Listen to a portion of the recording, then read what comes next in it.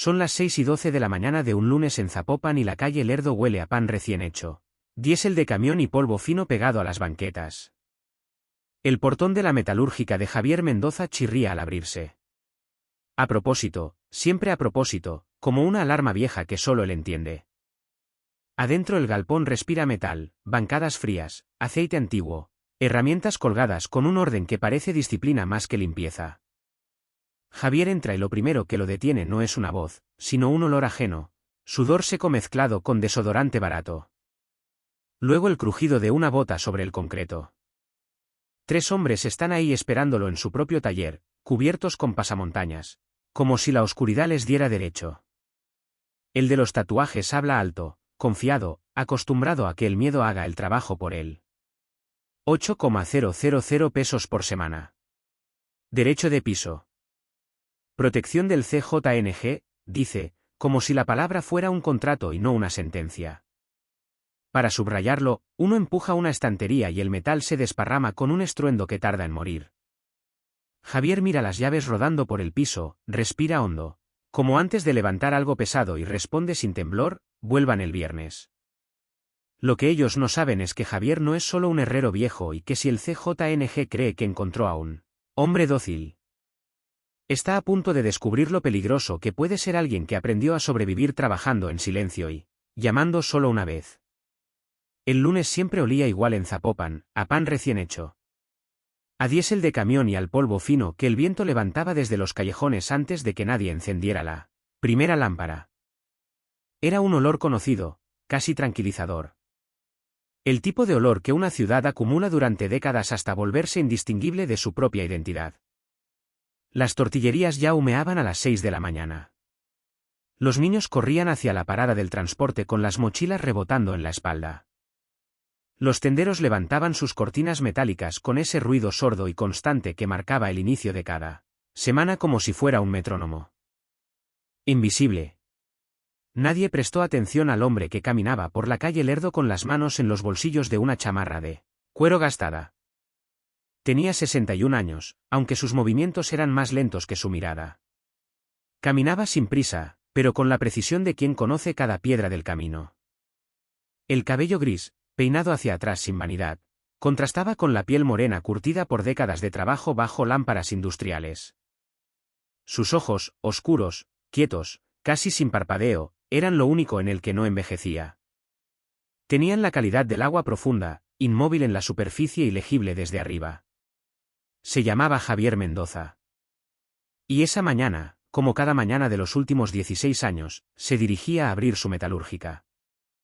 El negocio ocupaba la mitad de un local industrial en la colonia Jardines Alcalde, un galpón de techos altos.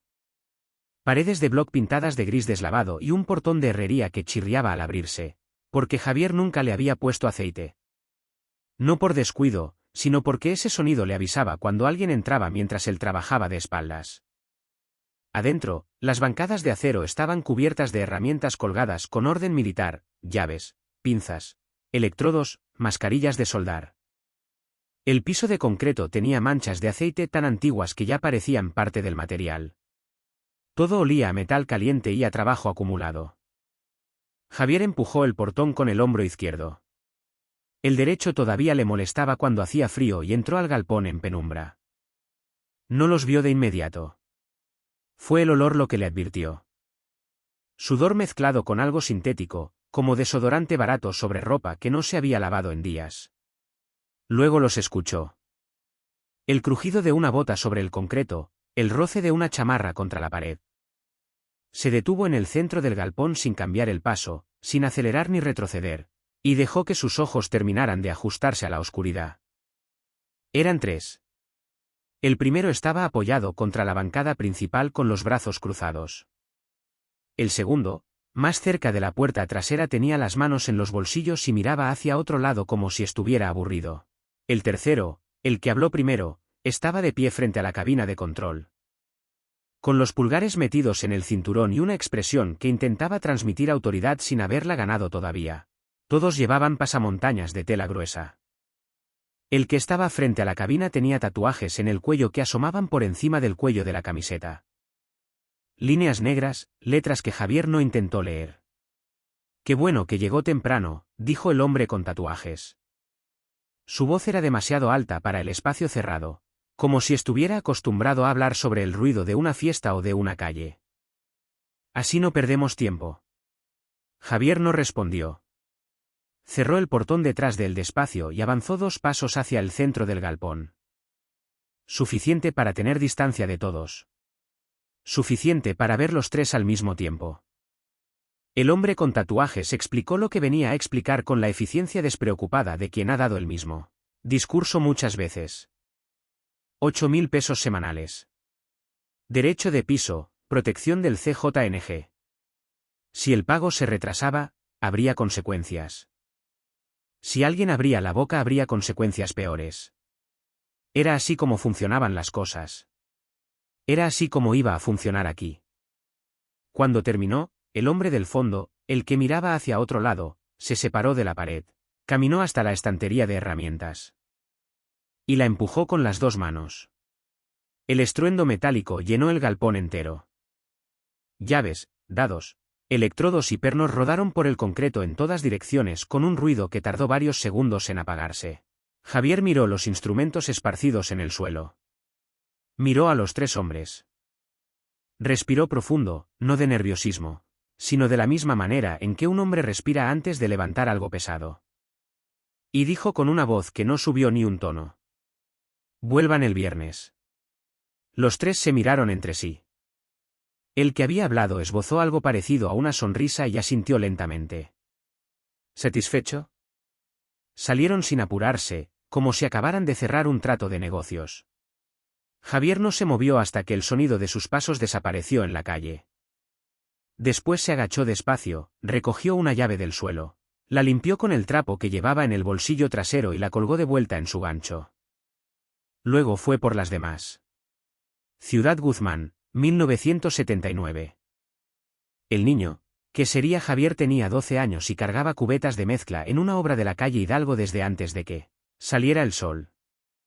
Su padre Pedro, albañil de oficio y de vocación, le había enseñado que el trabajo bien hecho no necesitaba testigos. Que una pared derecha lo seguiría haciendo 40 años después, sin importar si alguien recordaba quién la había levantado. Que el nombre de un hombre valía exactamente lo mismo que la calidad de lo que construía. Javier aprendió eso antes de aprender a multiplicar.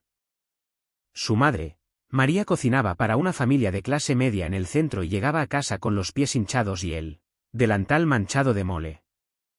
Nunca se quejaba. Cantaba mientras lavaba los trastes. Canciones de José Alfredo que ella misma alteraba sin darse cuenta, cambiando letras cuando no las recordaba con precisión. Javier crecería sin saber cuáles eran las letras originales, porque las de su madre siempre le parecieron más verdaderas. A los 17 entró como aprendiz a una fundición en los límites del municipio, recomendado por un primo del padre. El trabajo era duro y sucio, turnos de 10 horas, calor constante, el chisporroteo del metal fundido. Como un ruido de fondo que al final del día uno ya no escuchaba. Pero Javier tenía algo que los supervisores notaban sin saber nombrarlo. Paciencia técnica. La habilidad de observar un proceso sin tocarlo hasta entenderlo completamente y luego ejecutarlo sin dudas. No era inteligencia espectacular. Era disciplina sostenida. A los 23 esa disciplina lo llevó a las Fuerzas Armadas. No fue una decisión patriótica ni desesperada, fue práctica. El ejército mexicano buscaba técnicos especializados para sus unidades de mantenimiento y soporte logístico. Y el salario duplicaba lo que ganaba en la fundición. Firmó contrato en Guadalajara un martes de marzo.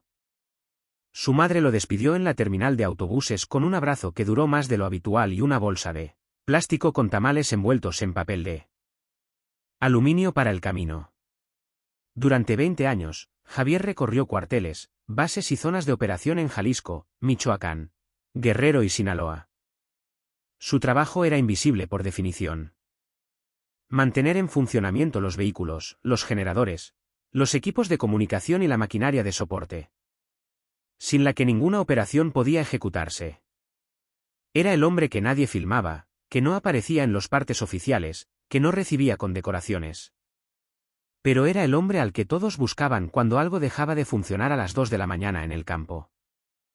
Fue en ese contexto donde conoció al coronel Guillermo Torres.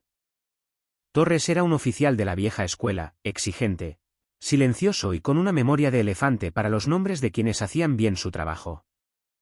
Lo conoció durante una operación logística en el sur de Jalisco. Cuando Javier pasó 18 horas seguidas reparando el motor de un vehículo blindado que era crítico para él. Desplazamiento de la unidad. No hubo reconocimiento formal. Solo una visita breve al taller improvisado, una mirada larga al trabajo terminado y una pregunta directa. ¿Cuántos años de servicio? Javier respondió. Torres asintió y se fue.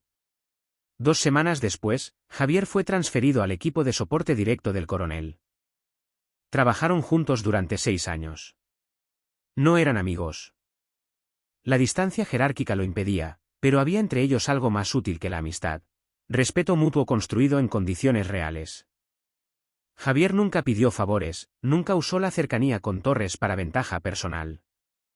Cuando el coronel ascendió a general y fue destinado a la Ciudad de México, los dos se despidieron con un apretón de manos en el patio de una base en Tepic.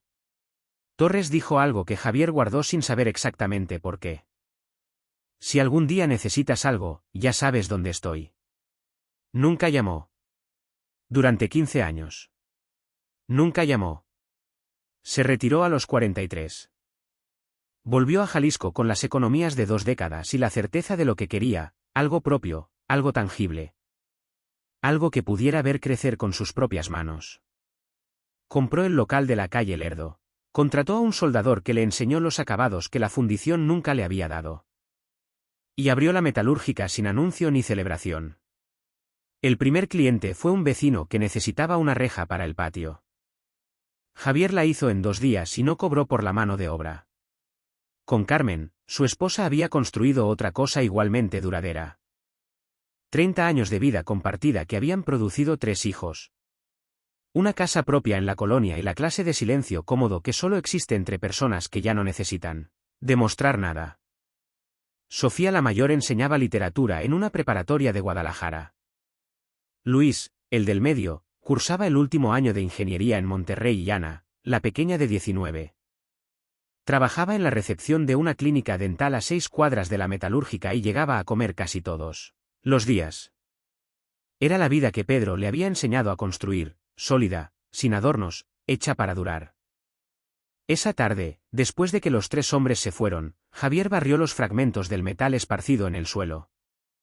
Verificó que ninguna herramienta estuviera dañada, apagó las luces y cerró el portón con llave. Caminó a casa por la misma ruta de siempre y durante todo el trayecto no pensó en el miedo. Pensó en lo que sabía, en lo que había visto. En lo que había aprendido de hombres que dedicaron su vida entera a enfrentar exactamente este tipo de situaciones. Pensó en el número que llevaba grabado en la memoria desde hacía 15 años y que nunca había tenido razón para marcar. Todavía no sabía si tenía razón ahora, pero ya lo estaba calculando. El viernes llegó con nubes bajas y el olor a lluvia que nunca terminaba de caer. Javier abrió la metalúrgica a las 7 de la mañana como siempre. Preparó el café en el hornillo de la cabina y ordenó las herramientas que había dejado en la bancada el día anterior. Trabajó durante 2 horas en una reja encargada por una señora del barrio. Marco de media pulgada, diseño sencillo, pintura negra. Con la concentración metódica de quien necesita que sus manos estén ocupadas para que la mente pueda trabajar en otro plano. Llegaron a las 11, esta vez sin pasamontañas. O los habían olvidado o ya no consideraban necesario ocultarse. El que había hablado el lunes entró primero con esa misma postura excesiva de hombros echados hacia atrás. Que usaban ciertos hombres para llenar más espacio del que ocupaban. Los otros 2 los seguían a distancia suficiente para parecer una escolta. Los tatuajes del cuello del primero eran más visibles con la luz del día, letras góticas, una corona estilizada, números. Javier los recibió de pie junto a la bancada, con las manos limpias y el café aún caliente en la repisa. Les ofreció. El que hablaba declinó con un gesto de la mano como si el gesto fuera un favor. «Trae el dinero», «No», dijo Javier.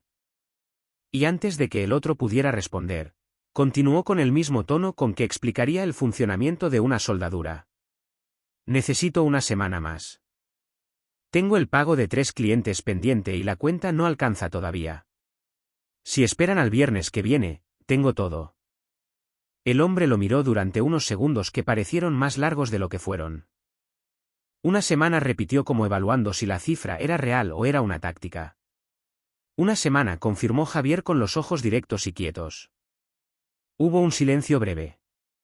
Luego el hombre desvió la mirada hacia la cabina de control. Esa pequeña estructura de metal y vidrio desde donde se operaban los paneles eléctricos del galpón y sin previo aviso la golpeó con el codo derecho. Con una fuerza calculada. El vidrio estalló hacia adentro. Los fragmentos cayeron sobre los paneles y el suelo de concreto con ese sonido particular del vidrio roto que no se parece a ningún otro. Para que no se le olvide, dijo el hombre, sacudiéndose los pequeños fragmentos de la manga de la chamarra. Salieron. Javier no miró los vidrios en el suelo. Miró la calle por la que los tres se alejaban. Estudió el modelo y el color de la camioneta que los esperaba en la esquina. Una pick-up negra, sin placas visibles desde esa distancia, memorizó la dirección en que giraron al incorporarse al tráfico.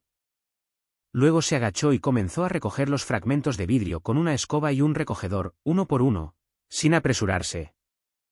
Esa noche, Carmen sirvió caldo de res, verduras y tortillas de la tortillería de la esquina. Ana llegó directo del trabajo, todavía con la filipina de la clínica. Y habló durante la cena de una paciente difícil y de una compañera que se había equivocado en el registro de turnos. La conversación fue normal, doméstica, llena de esos pequeños detalles que construyen la textura de una vida familiar.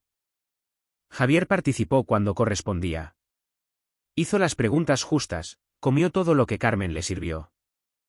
Pero Ana lo notó, no lo que él escondía, sino lo que no estaba, esa presencia completa que su padre siempre había tenido en la mesa. La forma en que su mirada esta noche llegaba al presente y se iba de nuevo sin que él pareciera notarlo. Terminó la cena sin decir nada, lavó su plato y se fue a su cuarto. Después de que Carmen se durmió, Javier se sentó en el borde de la cama en la oscuridad y escuchó su respiración durante un largo rato. Era un sonido tranquilo, regular, sin interrupciones. El sonido de alguien que dormía sin saber lo que él sabía. Pensó en lo que eso significaba y en lo que costaría protegerlo. No era miedo lo que sentía. Lo había examinado con cuidado, como examinaba cualquier variable en un trabajo técnico, y había llegado a la conclusión de que no era eso. Era algo más cercano al análisis, una evaluación fría de recursos, riesgos y opciones disponibles. Tenía los apodos de los tres, tenía la descripción de la camioneta y la dirección aproximada en que habían salido. Tenía una estimación de los horarios en que aparecían y tenía algo más, algo que no era un dato, sino una conexión. Un número de teléfono grabado en la memoria con la misma precisión con que había aprendido a memorizarlos. Protocolos de mantenimiento en el ejército. Porque en ese entorno uno no podía darse el lujo de perder información importante. Se levantó en silencio, fue al cajón del fondo del ropero y sacó un celular antiguo que guardaba desde hacía años envuelto en una bolsa de plástico. Lo encendió. La batería estaba muerta. Lo conectó al cargador que encontró entre los cables del cajón. Esperó 10 minutos y volvió a encenderlo. Al día siguiente iría a la farmacia del centro. Compraría un chip de prepago en efectivo, no porque hubiera tomado una decisión definitiva, sino porque quería tener la opción lista. Los hombres que habían entrado a su galpón ese lunes creían haber doblegado a un comerciante asustado. Era un error comprensible. Javier conocía ese error. Lo había visto cometer a gente mucho mejor informada que ellos. Subestimar lo que no se puede ver.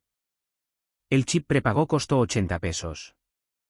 Javier lo pagó con un billete doblado que sacó del bolsillo del pantalón sin abrir la cartera, como lo haría alguien que compra chicles. La empleada de la farmacia ni levantó la vista del mostrador. Afuera, el sol de marzo ya calentaba las banquetas con esa intensidad engañosa que hacía creer que el frío había terminado cuando apenas estaba retrocediendo.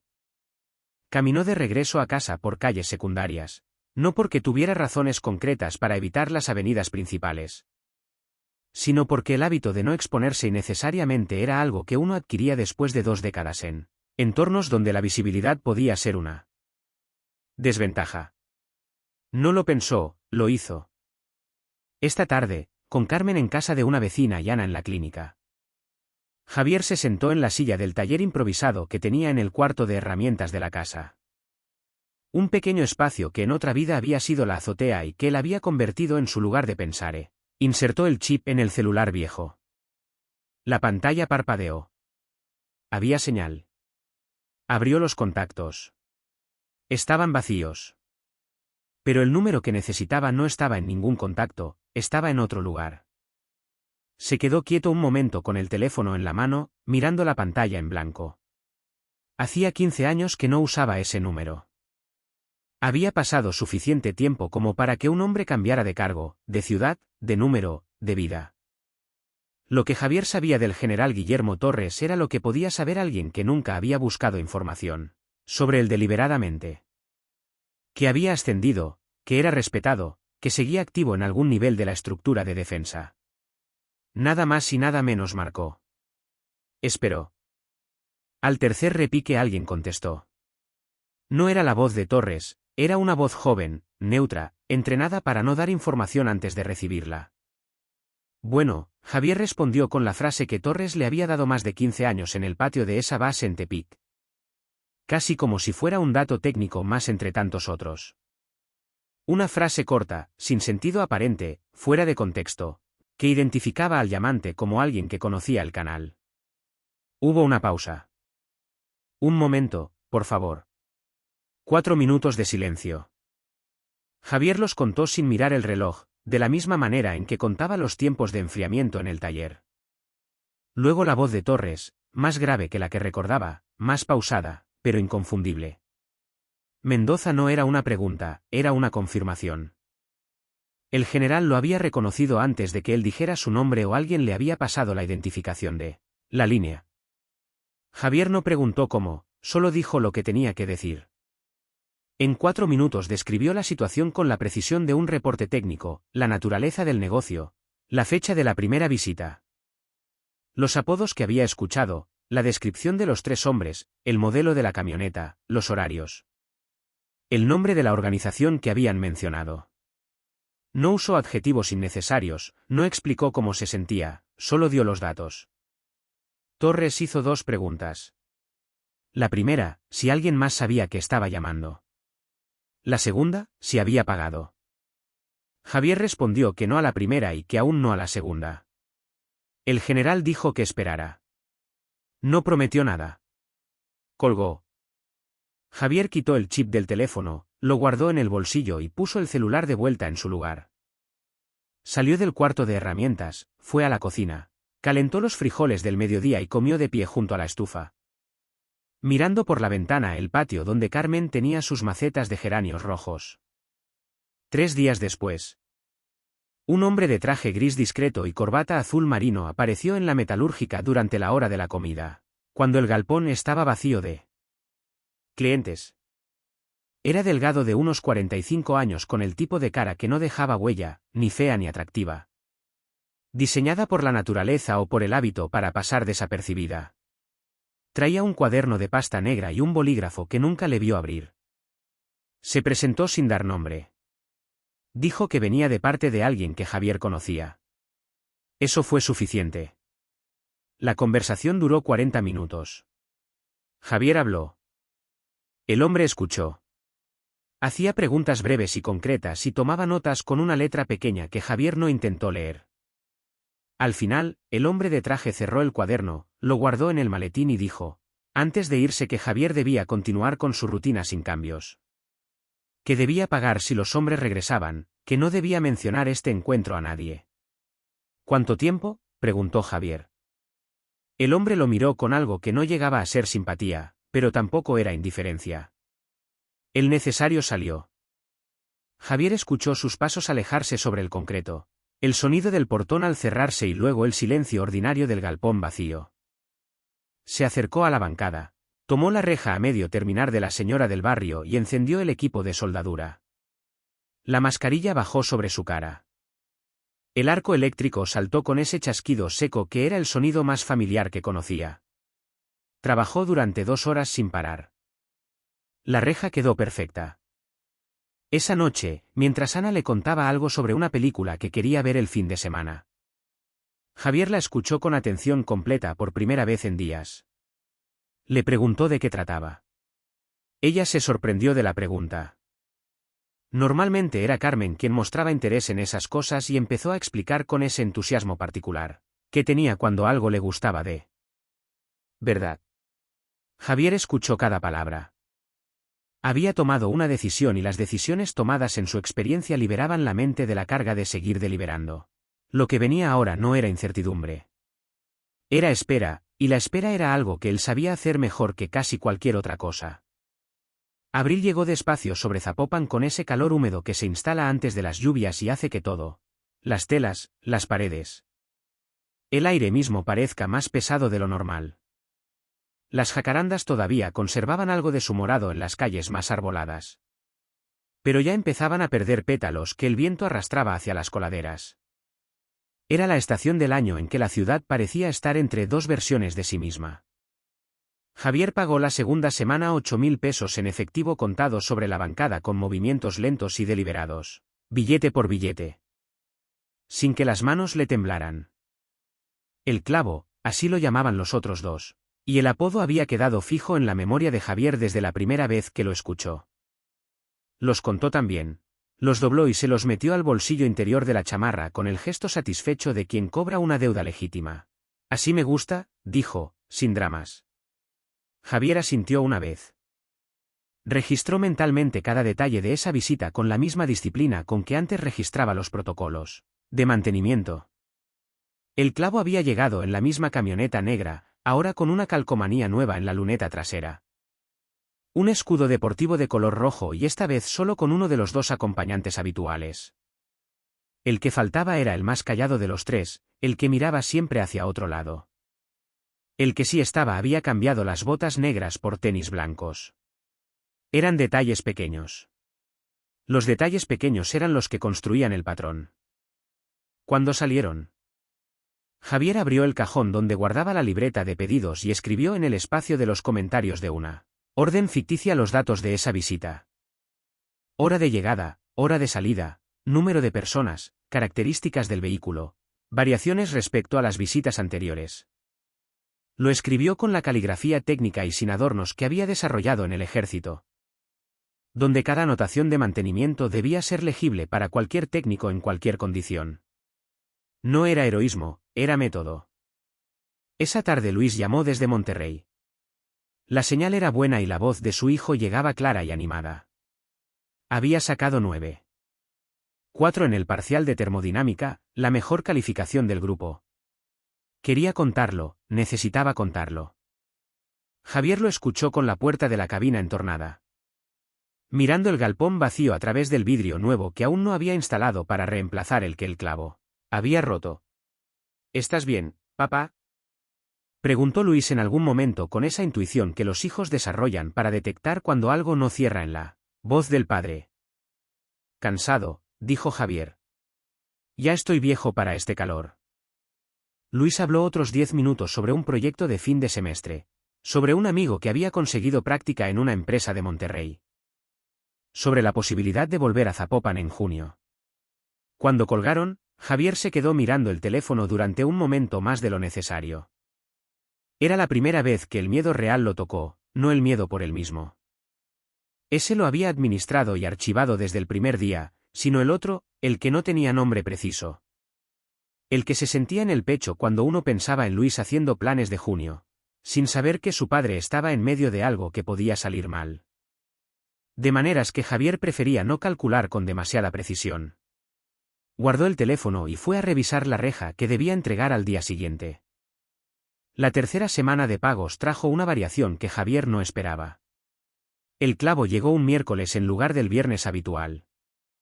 Llegó solo, sin los acompañantes y se quedó más tiempo de costumbre.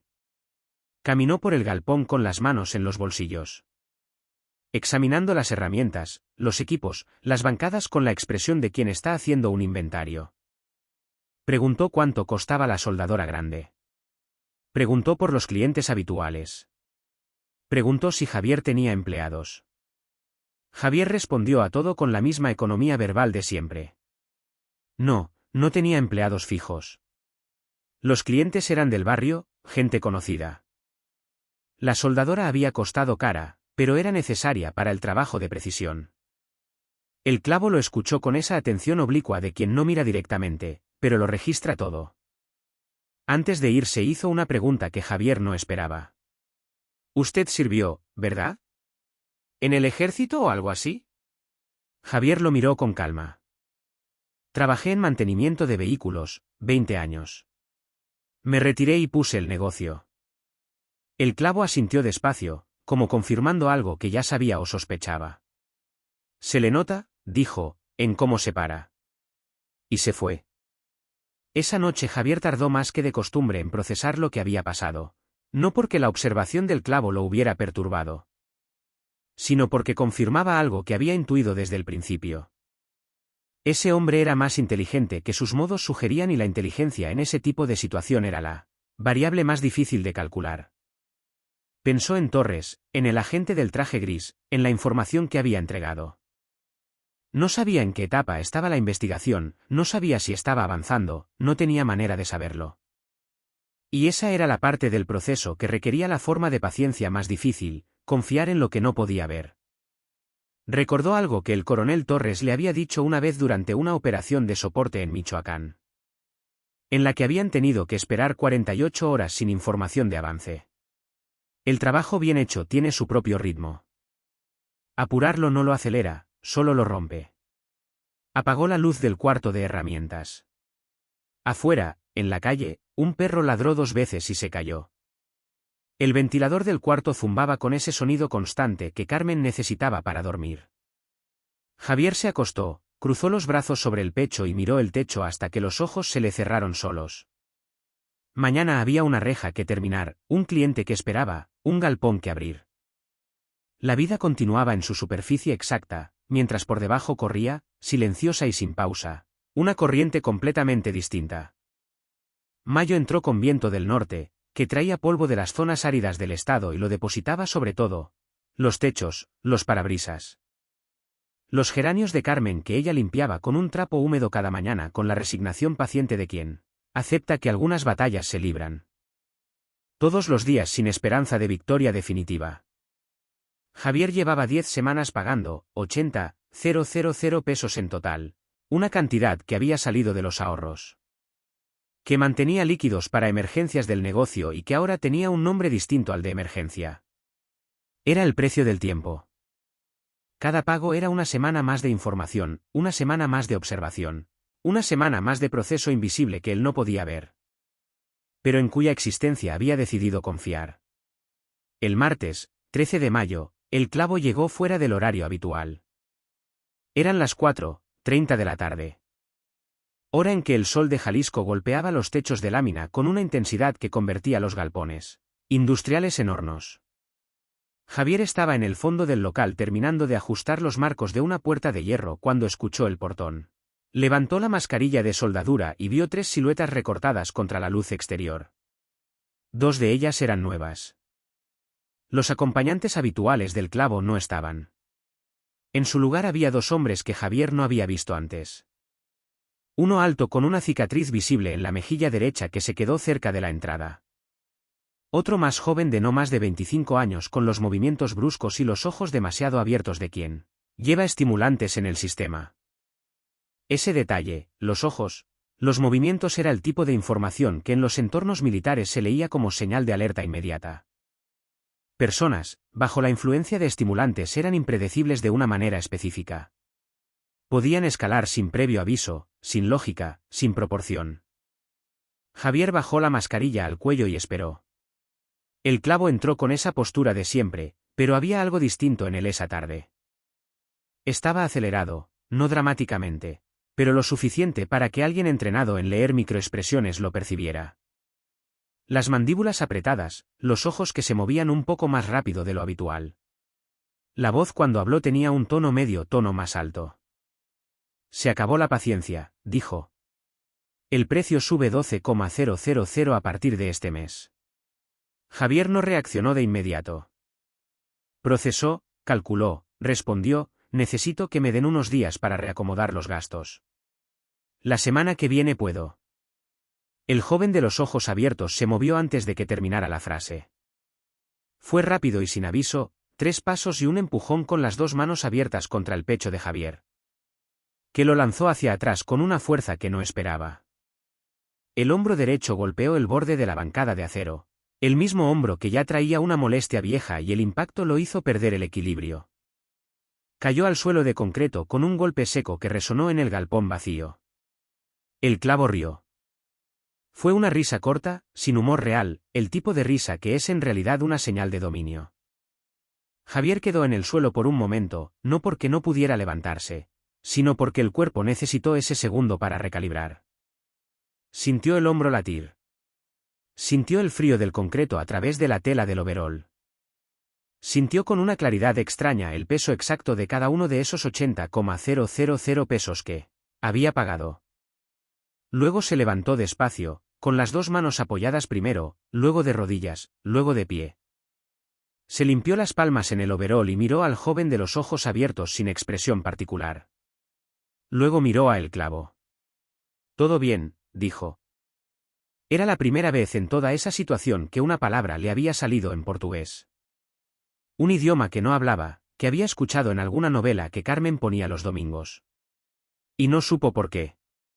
El clavo no lo notó o no le importó. Los 3 salieron con la misma calma despreocupada de siempre. Javier esperó a que el portón se cerrara. Luego caminó hasta el baño del fondo del galpón, un cuarto pequeño con una palangana, un espejo y una bombilla que parpadeaba cuando hacía calor. Abrió el grifo frío y se mojó la cara con ambas manos. Se quedó con las palmas apoyadas en el borde de la palangana, mirando su propio reflejo en el espejo manchado. El hombre que miraba desde el otro lado del vidrio tenía el cabello aplastado por el sudor. El hombro visible en tensión bajo la tela y una expresión que no era exactamente miedo y no era exactamente calma. Era algo entre ambas cosas, el estado de quien ha pasado al otro lado de un límite y sabe que ya no puede fingir que no lo cruzó. Se permitió estar ahí durante exactamente 1 minuto. Lo contó. Luego cerró el grifo, se secó la cara con el trapo que colgaba del gancho y abrió la puerta. Volvió al galpón. La puerta de hierro seguía a medio terminar en la bancada. Los marcos esperaban el ajuste final. El equipo de soldadura estaba apagado, pero caliente todavía, irradiando ese calor seco y metálico que Javier asociaba con cada tarde de trabajo de los últimos 16 años. Encendió el equipo, bajó la mascarilla, el arco saltó, trabajó hasta las 7 sin parar, en silencio, con el cuerpo inclinado sobre el metal y la mente en otra parte. No en el miedo, eso ya estaba procesado y archivado, sino en algo más urgente, los 2 hombres nuevos, el contacto de los ojos abiertos. El cambio de dinámica, los patrones que se alteran son señales y las señales había que reportarlas. Esa noche usó el celular viejo por segunda vez. El mensaje que envió fue breve en el código simple que el agente del traje gris le había explicado durante su visita. Una combinación de números y letras que en apariencia era un error de marcación, pero que transmitía una categoría de información específica. No era sofisticado, era suficiente. La respuesta llegó como llamada perdida de un número distinto 2 horas después. Era la señal acordada de que el mensaje había sido recibido. Javier apagó el teléfono y se fue a dormir. El hombro dolía, lo dejó doler. Junio trajo las primeras lluvias serias. Aguaceros cortos y verticales que caían a las 5 de la tarde con una puntualidad casi ofensiva y convertían las calles en ríos durante 20 minutos antes de escurrirse por las coladeras y desaparecer como si nunca hubieran existido. El olor a tierra mojada se mezclaba con el asfalto caliente y producía ese aroma específico de las ciudades, después de la lluvia que Javier asociaba desde niño con el final de algo y el comienzo de algo más. Lo que él no sabía era cuánto de eso era literal. Había algo que la investigación había producido en silencio sin que Javier lo supiera durante las semanas anteriores. El agente del traje gris, cuyo nombre real Javier nunca conocería. Aunque con el tiempo llegaría a pensar en él simplemente como el hombre del cuaderno. Había cruzado la información del galpón con datos de interceptaciones telefónicas acumuladas durante meses. El resultado había sido la identificación de un contacto de 40 años. Llamado en los registros internos de la investigación únicamente como el enlace. Un hombre sin antecedentes de violencia. con una vida aparentemente normal que lavaba dinero a través de una cadena de lavanderías automáticas, distribuidas en 4 colonias de Guadalajara. El enlace no sabía que era el eslabón visible de una cadena que los investigadores habían estado reconstruyendo desde 2 extremos distintos. Y cuando fue abordado discretamente en el estacionamiento de un supermercado en Zapopan un martes por la mañana, la conversación que siguió, según lo que Javier reconstruiría mucho después, a través de fragmentos que los hombres del galpón le irían dejando caer, duró menos de 1 hora y cambió el curso de todo. Pero eso Javier lo sabría después. Por ahora, el martes, 17 de junio comenzó como cualquier otro. Llegó a la metalúrgica a las 7:15, encendió las máquinas, preparó el café, sacó de la bancada la reja que debía terminar antes del mediodía. Encargo de una ferretería del barrio que los usaba como intermediario para clientes de otras colonias. Era trabajo fino, perfiles de 1/4 de pulgada, diseño en espiral, pintura anticorrosiva. El tipo de trabajo que requería atención sostenida y que Javier hacía mejor cuando la mente estaba en otro lado. Se puso el casco de protección, bajó la mascarilla y encendió el equipo de soldadura. Las fajas de luz del arco eléctrico saltaron con su chasquido familiar. El metal comenzó a unirse, las chispas viajaban en arcos pequeños y se apagaban antes de tocar el suelo. Era un trabajo silencioso en el sentido más honesto. El sonido era intenso, casi ensordecedor en ciertos momentos, pero dentro de él había una clase de concentración que excluía todo lo demás. No había espacio para el miedo ahí adentro. No había espacio para el cálculo, solo el metal, el arco y la mano que los unía. Eran las 4:30 de la tarde, cuando escuchó a través del ruido del equipo algo diferente. No lo escuchó exactamente, lo sintió.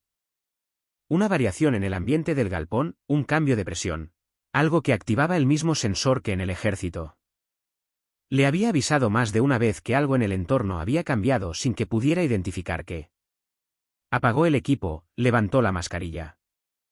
El galpón estaba vacío, el portón cerrado, pero en la calle había un movimiento distinto al habitual. Fueron las sirenas las que llegaron primero, no las de la policía municipal, sino un sonido más grave, más coordinado. El tipo de sonido que Javier había escuchado en ejercicios de operación durante sus años en el ejército y que el cuerpo reconocía antes que la mente. Luego voces, luego el ruido de vehículos deteniéndose rápido, luego silencio, todo en menos de 3 minutos. Javier se quitó el casco despacio, lo dejó sobre la bancada y se quedó parado en el centro del galpón escuchando. Nada más. Esa noche, sentado frente al televisor con su plato de frijoles y una tortilla que se enfriaba sin que él lo notara. Vio la nota en el noticiero local. 40 segundos. Una voz de locutor sin énfasis particular. Operación de seguridad exitosa en Zapopan y Guadalajara. 12 detenidos, 3 vehículos asegurados, documentos y equipos de comunicación incautados. Sin bajas entre los elementos de seguridad. Investigación en curso. No mencionaban extorsión, no mencionaban metalúrgica, no mencionaban ningún nombre civil. Javier continuó comiendo. Carmen desde el otro extremo de la mesa, comentó que menos mal que la policía todavía servía para algo. Ana, que revisaba el teléfono con una mano y comía con la otra, levantó los ojos un momento y volvió a bajarlos. Javier asintió con la cabeza y pidió más tortilla. Fue Ana quien habló primero cuando la mesa se quedó en silencio. Oye, papá, ¿tú sabías algo de eso? La pregunta no tenía el peso de una acusación. Era la pregunta de alguien que ha estado observando y que finalmente decide hacer la pregunta que lleva semanas, formulando en silencio. Javier la miró. Ella lo sostuvo la mirada con esa calma directa que había heredado de él y que a veces lo incomodaba. Precisamente por eso. ¿De qué cosa? Dijo Javier. Ana lo miró 2 segundos más, luego bajó los ojos hacia el plato. De nada, dijo. No importa. Javier terminó de comer, lavó su plato, fue al cuarto antes que los demás. Se acostó y miró el techo en la oscuridad durante un largo rato. No sentía alivio, lo había esperado, pero no llegó. Al menos no de la manera que había imaginado. Sentía algo más parecido al silencio, que queda después de que un ruido constante, tan constante, que uno deja de escucharlo, de repente se apaga. Un silencio que al principio se parece al vacío, pero que si uno lo escucha bien tiene su propia textura. Durmió 5 horas seguidas. Era la noche que mejor había dormido en meses. 2 semanas después de la operación, Ana llegó a la metalúrgica antes que su padre. No era lo habitual. Su turno en la clínica comenzaba a las 9 y normalmente pasaba por el galpón solo al mediodía de camino a algún mandado. Pero esa mañana llegó a las 7:15 con 2 cafés en vasos de unicel y los encontró a los 2 hombres que Javier había presentado como empleados nuevos. Ya abiertos los portones. Revisando el perímetro del galpón con una naturalidad que habría parecido completamente normal a cualquier observador casual. Pero Ana no era un observador casual. Se llamaban Héctor y Marco. Héctor era el más alto de los dos, con una espalda ancha que la ropa de trabajo no lograba disimular del todo. Marco era más joven, de unos 30 años, con el tipo de quietud en el cuerpo que no se aprende en oficinas. Desde el día en que habían llegado, Ana los había estado estudiando con esa misma paciencia metódica que heredó de su padre y que ella aplicaba, generalmente a los expedientes de los pacientes en la clínica. Ninguno de los dos había tocado una soldadora en serio. Héctor sabía encender el equipo, eso lo había visto, pero no conocía los tiempos de enfriamiento ni el ángulo correcto para los perfiles finos. Marco, cuando alguien preguntaba por algún trabajo técnico, desviaba la conversación con eficiencia. Los dos llegaban 15 minutos antes que Javier y se iban siempre después. Héctor se quedaba invariablemente cerca del portón. Marco, cuando había clientes, los atendía en la entrada y los guiaba hacia Javier, sin permitir que entraran solos al fondo del galpón. Esa mañana, con los 2 cafés todavía calientes en las manos, Ana se acercó a Marco. Lo miró directamente con esa mirada que no dejaba espacio para evasivas. «Sé que ustedes no son mecánicos», dijo. Marco no se movió, la miró durante un momento que se extendió lo suficiente para ser incómodo. Luego dijo con una voz que no era amenazante ni condescendiente, sino simplemente directa. «Su padre es un hombre bueno». Ana esperó, pero él no agregó nada más. Se dio la vuelta y volvió a lo que estaba haciendo. Ella se quedó con los 2 cafés en las manos, procesando esa respuesta que no era una respuesta, sino algo más complicado, una confirmación. Un reconocimiento, una forma de decir todo sin decir nada. Dejó uno de los cafés sobre la bancada de entrada y se fue a la clínica con el otro sin preguntar más. Pero a partir de ese día cambió algo en su rutina. Comenzó a llegar más temprano, se quedaba más tiempo. Los días que no tenía turno de tarde, traía el almuerzo y comía en el galpón con su padre. No lo hizo de manera dramática ni con declaraciones. Lo hizo con la misma silenciosa decisión con que había visto a su padre hacer las cosas toda su vida, sin anuncio, sin explicación. Como si simplemente fuera lo natural. Javier lo notó, no dijo nada. Pero una tarde, mientras los dos estaban en la bancada, ella revisando algo en el teléfono, él ajustando una bisagra. Le ofreció el café que le quedaba sin que ella lo pidiera. Era un gesto pequeño del tipo de gestos que en esa familia valían más que las palabras. Lo que ninguno de los dos sabía aún era que una semana antes había aparecido en la puerta de la metalúrgica, algo que había puesto a prueba toda la calma que Javier había construido durante meses. Era un joven, no más de 25 años, con un gorro bajado hasta las cejas y las manos en los bolsillos de una sudadera gris. Esperaba afuera sin entrar, como si el umbral fuera un límite que no quería cruzar sin permiso. Cuando Javier salió a verificar quién era, el joven lo miró con unos ojos que no tenían la dureza que uno esperaría en alguien conectado a esa historia. Había confusión en esa cara y algo parecido al miedo. Dijo que era hermano de uno de los detenidos. No venía a amenazar, venía a preguntar. Quería saber si Javier sabía algo, si había visto algo, si podía explicar qué había pasado.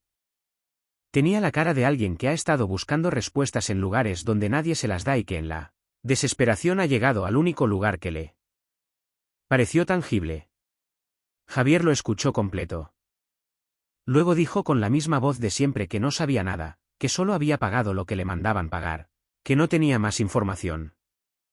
El joven lo estudió durante un momento, luego asintió y se fue, pero volvió 3 días después. Esta vez traía algo diferente en el tono, una información presentada como si fuera casual que no lo era. Dijo que había personas por encima del clavo que querían entender qué había pasado y que por algún canal que él no especificó.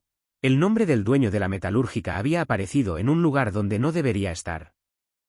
Javier sintió el estómago contraerse, no por el miedo a ese joven específico, que claramente no era un operador, sino alguien que actuaba por cuenta propia movido por el vínculo familiar, sino porque la información que traía era real y cambiaba el mapa de la situación. La estructura por encima del clavo había notado la operación y había notado de alguna manera un hilo que llevaba hacia él. Esa noche con la casa dormida, Javier encendió el celular viejo. Esta vez, respondió el general directamente. La conversación fue más larga que las anteriores. Javier describió al joven las 2 visitas lo que había dicho. Torres escuchó sin interrumpir. Cuando Javier terminó, el general habló despacio, eligiendo las palabras con la precisión de alguien que sabe que cada una tiene peso. Hay una segunda fase en curso, Mendoza. Lo que hiciste en marzo fue el principio de algo más grande de lo que cualquiera de los dos calculó. Estás en el centro de una cadena que todavía no ha terminado. Hizo una pausa. Necesito que salgas de Zapopan por un tiempo. Javier respondió que no. El silencio al otro lado de la línea duró varios segundos. Lo entiendo, dijo Torres finalmente. Entonces voy a mandarte 2 personas. No van a estorbar, solo van a estar. Javier aceptó eso, colgó, apagó el teléfono y se quedó sentado en la oscuridad del cuarto de herramientas, escuchando la casa dormir a su alrededor. El ventilador de Carmen, el ruido lejano de un camión en la avenida, el crujido periódico del techo de lámina enfriándose. Héctor y Marco llegaron al día siguiente con ropa de trabajo y una caja de herramientas que abrieron sobre la bancada sin que nadie les pidiera que lo hicieran. Javier los presentó como empleados nuevos. Nadie preguntó más. Julio en Zapopan era una declaración. El calor no era gradual ni educado. Llegaba de golpe cada mañana. Aplastaba las calles desde las 9 y solo retrocedía a medias cuando los aguaceros de la tarde lo lavaban por unas horas. Los ventiladores trabajaban sin pausa en las casas. Los perros buscaban la sombra de los autos estacionados. Las conversaciones en los puestos de mercado se volvían más cortas, como si el calor también cobrara impuestos sobre las palabras. En la metalúrgica, el galpón acumulaba el calor de las máquinas sobre el calor del verano y producía una temperatura que Javier soportaba con la misma resignación antigua con que soportaba cualquier cosa que no podía modificarse, sin quejarse, ajustando el ritmo del cuerpo, tomando agua cada hora. Luis llegó a Zapopan en un viernes de julio con una maleta pequeña y el entusiasmo de quien vuelve después de meses. Traía regalos, un libro de ingeniería para Javier, que sabía que su padre nunca lo leería, pero que siempre agradecía. Y chocolates de Monterrey para Ana y Carmen. La cena de esa noche fue la más animada en meses. Luis hablaba, Ana interrumpía. Carmen servía más de lo que todos podían comer y Javier escuchaba desde su extremo de la mesa con esa expresión, que sus hijos conocían como su forma de disfrutar. Fue al día siguiente, durante el desayuno, cuando la situación se fracturó. Luis había dormido en el cuarto de visitas que daba al patio trasero. Desde esa ventana, si uno miraba en el ángulo correcto, se podía ver la puerta lateral de la metalúrgica. El negocio estaba a media cuadra de la casa y Javier había comprado los 2 terrenos juntos precisamente por esa proximidad. Luis, que se levantó temprano por el hábito universitario de los parciales, vio desde esa ventana. En la penumbra de las 6 de la mañana como Héctor salía de la puerta lateral con una taza de café y se sentaba en el escalón a mirar la calle. No era la imagen de alguien que duerme en el negocio del patrón porque no tiene a dónde ir. Era la imagen de alguien que pasa la noche ahí porque tiene una razón específica para hacerlo. En el desayuno esperó a que Ana fuera al baño y Carmen estuviera en la cocina. Luego miró a su padre directamente. ¿Quiénes son Héctor y Marco? Javier tomó un sorbo de café. Empleados, dijo, empleados que duermen en el galpón. A veces hay turno de madrugada. Luis lo miró con esa paciencia específica de los ingenieros ante una explicación que no cuadra con los datos observados. Papá. Javier dejó la taza sobre la mesa, miró a su hijo. En la cara de Luis no había agresividad ni pánico. Había la misma determinación tranquila que Javier había visto en él desde niño. Cuando se negaba a soltar un problema de matemáticas hasta que lo resolvía. Era un rasgo que había admirado siempre y que en ese momento era precisamente el obstáculo más difícil que enfrentaba. Ana volvió del baño, escuchó el silencio y lo leyó de inmediato. Se quedó de pie junto a la puerta de la cocina. Carmen llegó con una jarra de jugo y se detuvo al ver las caras. ¿Qué pasó?, preguntó. Nadie respondió durante un momento que se extendió más de lo cómodo. Luego Luis habló sin apartar los ojos de su padre. Quiero saber qué está pasando aquí. Fue la voz de Carmen la que rompió el equilibrio antes de que Javier pudiera responder. No gritó, pero había en su tono algo que Javier reconoció. La voz de alguien que ha estado esperando que le dijeran algo durante mucho tiempo y que ya no puede seguir esperando. Javier dijo solo eso. Javier miró a su mujer, luego a sus hijos, luego a la mesa y por primera vez en años. La última había sido cuando murió su padre hacía 11 años en el hospital de Ciudad Guzmán. Dejó que los ojos se le llenaran. No lloró de manera extensa ni dramática. Fueron solo unos segundos en que la compostura, esa compostura que había mantenido durante meses. Como si fuera una pieza de infraestructura sin la cual todo colapsaría, cedió lo suficiente para que algo real y sin nombre saliera a la superficie.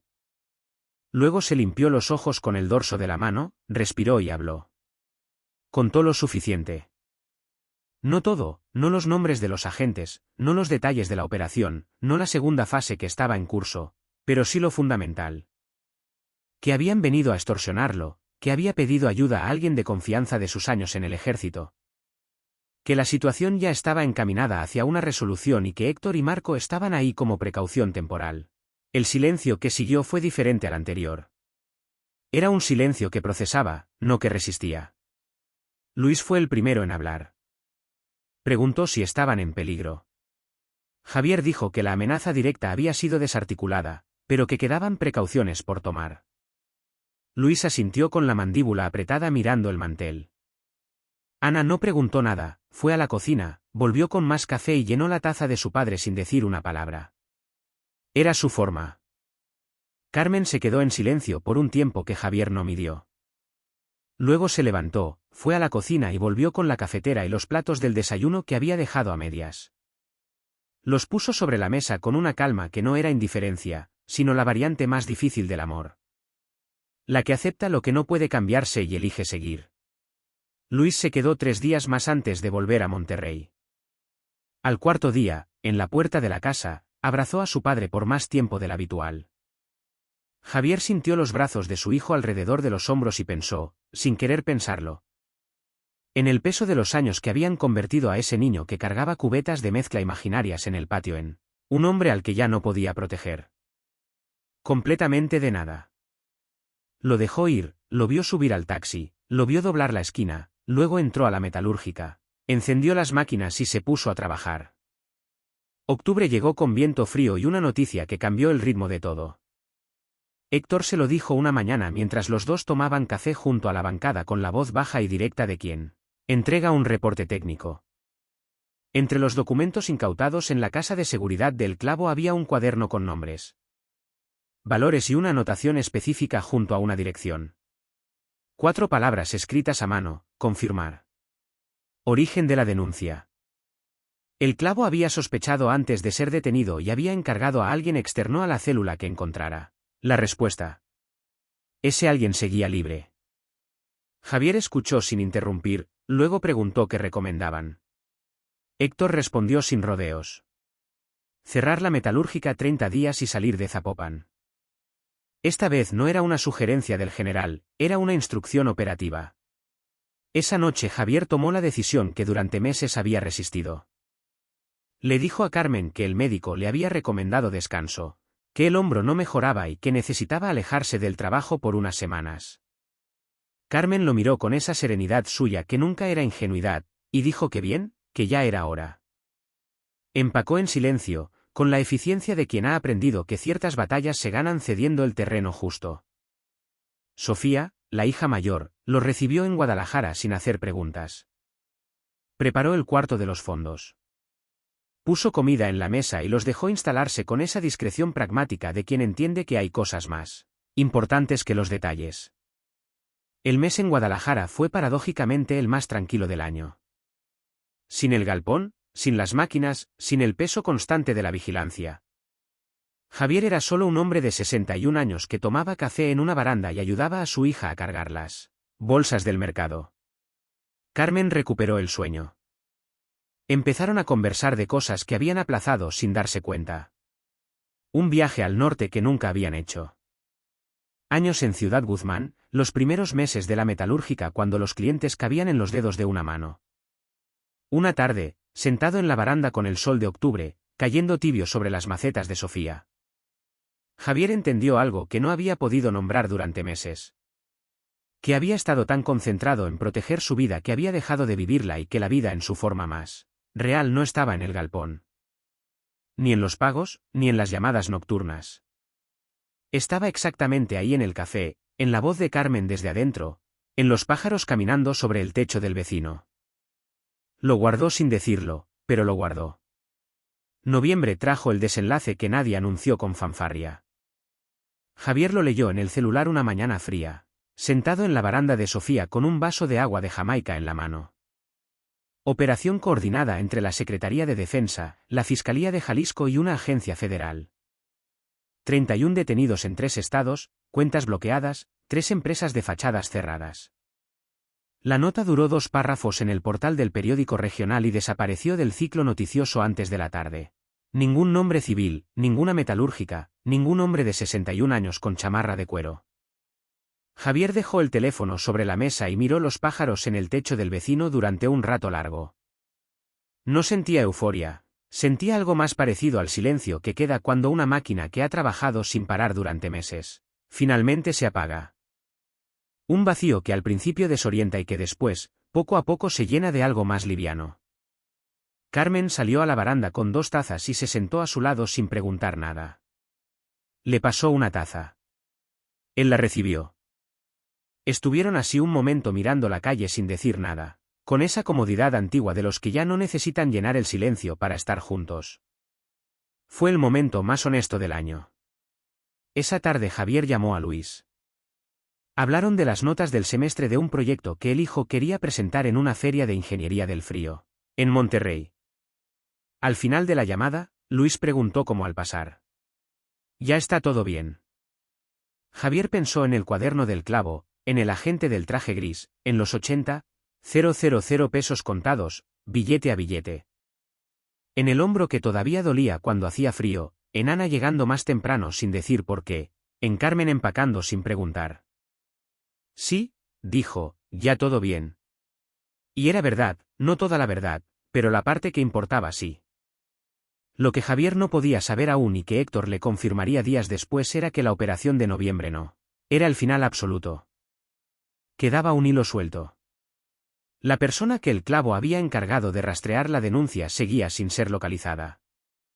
La amenaza específica no había sido cerrada todavía, pero eso era trabajo de otros.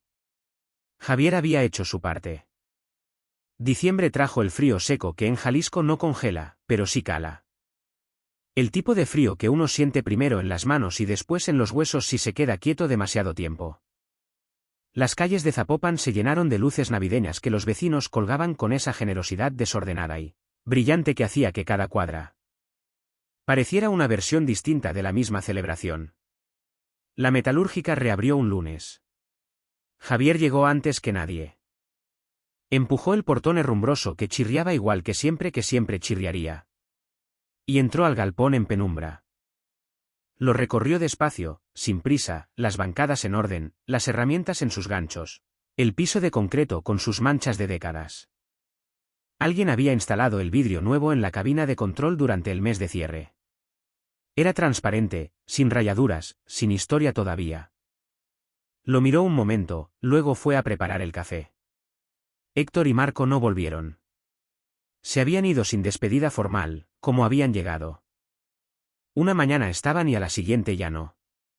Javier encontró en la bancada de entrada 2 tazas limpias y una nota que decía solo suerte sin firma. Las lavó, las guardó en el estante y no dijo nada a nadie. Un vecino pasó a saludarlo esa primera mañana, contento de ver el galpón abierto. Un cliente nuevo apareció al mediodía. Un muchacho joven que necesitaba una reja para la ventana de su madre. Javier tomó las medidas, cotizó el precio de siempre y prometió entrega en 2 días. El muchacho intentó dejar una propina al cerrar el trato. Javier la rechazó con un gesto corto. El precio ya está bien, dijo. Ana llegó a las 3 con tamales de la señora de la esquina y los dejó sobre la bancada sin ceremonia. Comieron juntos en silencio de pie, viendo caer la tarde por el portón abierto. Afuera, los niños del barrio volvían de la escuela con las mochilas rebotando. Un camión de reparto frenó ruidoso en la esquina. Alguien puso música en una casa cercana. Zapopan seguía siendo Zapopan. Javier terminó su tamal, arrugó el papel aluminio, lo tiró al bote y fue a buscar la mascarilla de soldar. Había una reja que entregar antes del miércoles. Se puso a trabajar. Enero de 2026 entró sin ruido. Las fiestas habían dejado en las calles de Zapopan ese rastro específico del año nuevo. Serpentinas aplastadas contra el asfalto, puestos de comida que tardaban en desmontar. Y esa quietud particular de los primeros días del año en que la ciudad parecía tomarse un respiro antes de volver a ser ella misma. Javier recibió la última comunicación una tarde de martes mientras revisaba el inventario de materiales en la cabina de control. El celular viejo vibró una sola vez. Era un mensaje en el código simple que había aprendido a usar. Una combinación de números que traducida significaba que la persona encargada de rastrear la denuncia había sido localizada y detenida en otro estado. Sin relación aparente con Zapopan. El riesgo específico había sido cerrado. No había felicitaciones, no había nombres. Era solo una información transmitida con la misma economía de todas las anteriores. Javier leyó el mensaje 2 veces, luego sacó el chip del teléfono. Lo partió en 2 sobre el borde de la bancada y tiró las mitades al bote de basura industrial junto a la puerta. El celular lo envolvió en la misma bolsa de plástico de siempre y lo guardó en el fondo del cajón del ropero en casa. Esta vez en el fondo de verdad no llamó al general. No había nada que decir que el silencio no dijera mejor. Esa noche Carmen hizo pozole rojo porque Ana lo había pedido desde hacía semanas y ella siempre terminaba cediendo. La casa olía a chile guajillo y orégano desde las 5 de la tarde. Luis llamó desde Monterrey justo cuando servían y Javier lo puso en el altavoz para que estuviera en la mesa, aunque fuera por voz. Sofía mandó una foto desde Guadalajara. Ella y su novio, en una posada con gorros de santa y expresiones absurdas.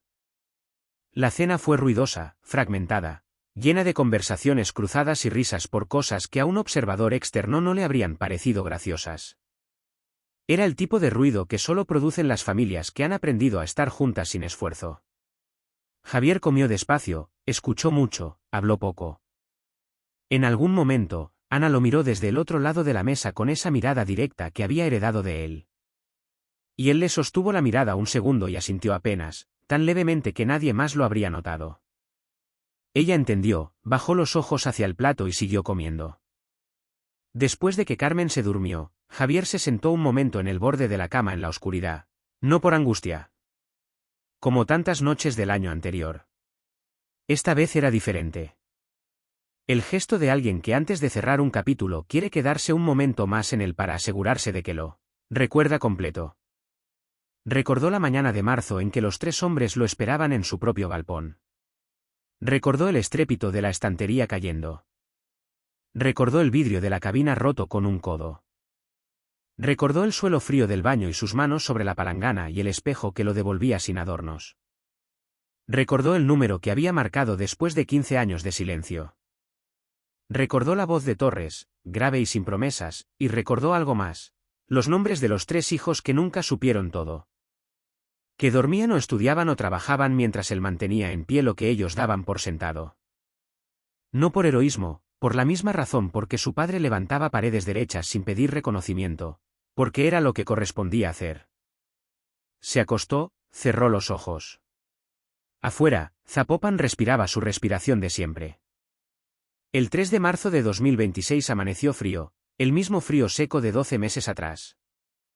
El que cala sin avisar y hace que el aliento salga en pequeñas nubes blancas que el viento deshace antes de que uno termine de exhalar.